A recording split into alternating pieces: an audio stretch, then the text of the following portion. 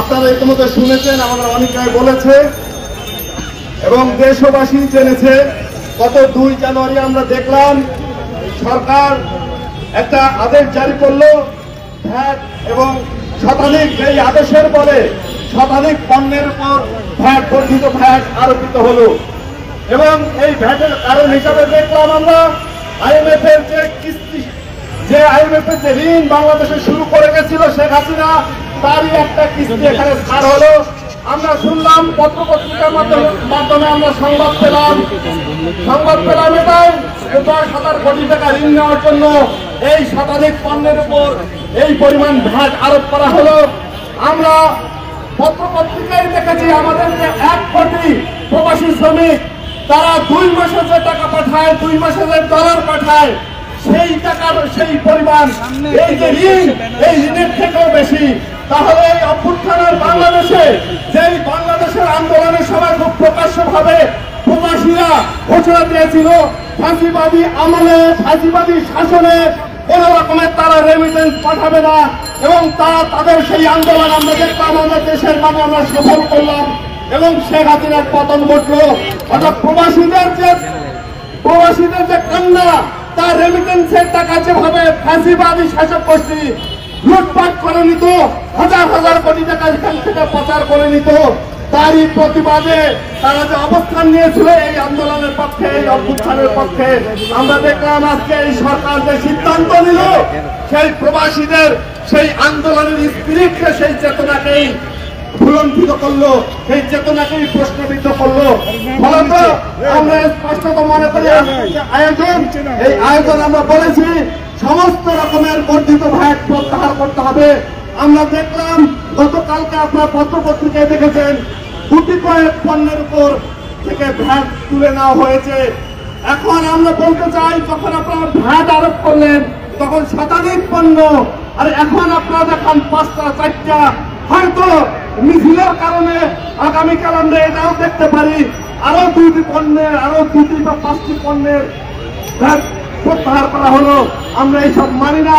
এভাবে করে যদি আপনারা মনে করেন জনগণকে বিভ্রান্ত করবেন যে আপনারা অর্থনীতিকে চাঙ্গা করার চেষ্টা করছেন, আপনারা দেশের মানুষের পক্ষে আছেন, এই ধরনের বিভ্রান্তিকর অবস্থান নিশ্চয় এই অভ্যুত্থানের বাংলাদেশের এই জনগণ এটা মেনে নেবে না।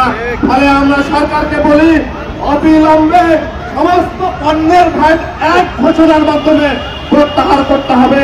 এবং একই সাথে আমরা বলেছি IMF এর যে হিস্ট্রি দুনিয়াব্যাপী আপনারা দেখেছেন, যেখানে IMF কাছে সেখানকার মানুষকে আর দাঁড়াতে হয়নি, সেখানকার অর্থনীতি দাঁড়াতে হয়নি। গত 53 বছর বাংলাদেশে তাই ঘটেছিল, তারই একটা বড় বিস্ফোরণ। এই 16 বছরের যে ফাঁসিবাদী নিপীড়ন ছিল, যে লুটপাট ছিল, সেই লুটপাটের বিরুদ্ধে এখানকার জনগণ শেখ হাসিনাকে তাড়িয়ে দিয়েছে, শেখ হাসিনাকে ঠেকিয়ে বিদায় করেছে। ফলে এই অভ্যুত্থানের বাংলাদেশে IMF এর কোন স্থান হবে না। আমরা সরকারকে বলতে চাই স্পষ্টভাবে, যদি আপনারা অভ্যুত্থানের পক্ষে দাবি করতে চান, যদি আপনারা ফাঁসিবাদের বিরুদ্ধে নিজেদের অবস্থান পরিষ্কার করতে চান, যদি আপনারা এই যে শত শত শহীদ, এই শহীদের পক্ষে বেইমানি করতে না চান, তাহলে IMF এর সাথে সমস্ত চুক্তি বাতিল করতে হবে। এটাই আমার স্পষ্ট ঘোষণা। আর যদি সেটা না হয় তাহলে আপনারাও জেনে রাখেন, খুব সম্ভবত দিল্লিতে আরো 2-4টা আসনে আপনাদেরকেও যেতে হবে। ফলে আজকে এখনই আপনাদের অবস্থান স্পষ্ট করে ফেলতে হবে। এসব আমরা বুঝি না অর্থনীতি চলছে কি চলছে না, অর্থনীতির যে সংকট, এটা তো আমরা এলাকাও দেখেছিলাম।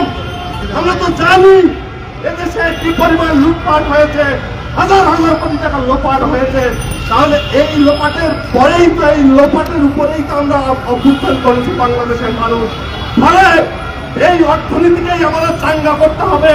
কোন বৈদেশিক ঋণ নয়, IMF অনুদান নয়, আমাদের প্রবাসীদের যে রেমিটেন্স, আমার গার্মেন্ট শ্রমিকের যে রেমিটেন্স, সেই ডলার এখানে চক্রবৃদ্ধি হারে ঘুরতে হবে, এখানকার শিল্পায়নে ঘুরতে হবে, লুটপাট বন্ধ করতে হবে। এই আজকে আমাদের দাবি। এবং আমরা এতটুকু শুধু মনে করিয়ে দিতে চাই, খেয়াল করে দেখেন, ফাঁসিবাদী শেখ হাসিনার শাসন আমলে 2 দফা প্রাইভেট বিশ্ববিদ্যালয়ের শিক্ষার্থীরা বলেছিল ভ্যাট দেব না, তখন ভ্যাট প্রয়োগ করেছিল এবং তারা এও ঘোষণা দিয়েছিল ভ্যাট দেব না, গুলি কর। ফলে আমরা সরকারকে এই মিছিল থেকে বলছি, আজকের মিছিল প্রয়োজনে সেই আন্দোলনেই যাবে, ভ্যাট দেব না, গুলি কর। ফলে আমাদের মিছিল এখান থেকে আমাদের শুরু হবে। এখানে আপনারা দেখেছেন নিশ্চয়, আপনারা সকলকেই চেনেন, এখানে নেতৃবৃন্দ উপস্থিত আছেন, এখানে শ্রমিক নেতৃবৃন্দ উপস্থিত আছেন, এখানে সাংস্কৃতিক কর্মীরা উপস্থিত আছেন, সমাজের বিভিন্ন স্তরের মানুষ উপস্থিত আছেন। আমরা এখান থেকে আমাদের মিছিল শুরু হবে। এই মিছিল কাটাবনা হাতিরপুল হয়ে আমরা গ্রিন রোড দিয়ে, হাতিরপুল পান্থকুঞ্জ হয়ে আমরা গ্রিন রোড দিয়ে আনন্দ সিনেমা হলের সামনে আমাদের মিছিল শেষ করব। আমরা আহ্বান জানাই আপনারা সকলেই এই মিছিলে সামিল হবেন এবং এই মিছিল আগামী দিনের নতুন বাংলাদেশ, স্বনির্ভর বাংলাদেশে এবং বৈদেশিক পুঁজির জারিপত্র তার বিরোধী বাংলাদেশের নির্মাণ যাত্রা এই মিছিল থেকে শুরু হবে। এই আশাবাদ ব্যক্ত করে সকলকে এই মিছিলে অংশগ্রহণের, এই মিছিলে হাঁটার, সামিল হওয়ার আহ্বান জানিয়ে কথা শেষ করছি। আমরা এখন মিছিল নিয়ে এগিয়ে যাব। সাংবাদিক বন্ধুরা, আপনার সকলে মিছিলের সাথে হাঁটবেন।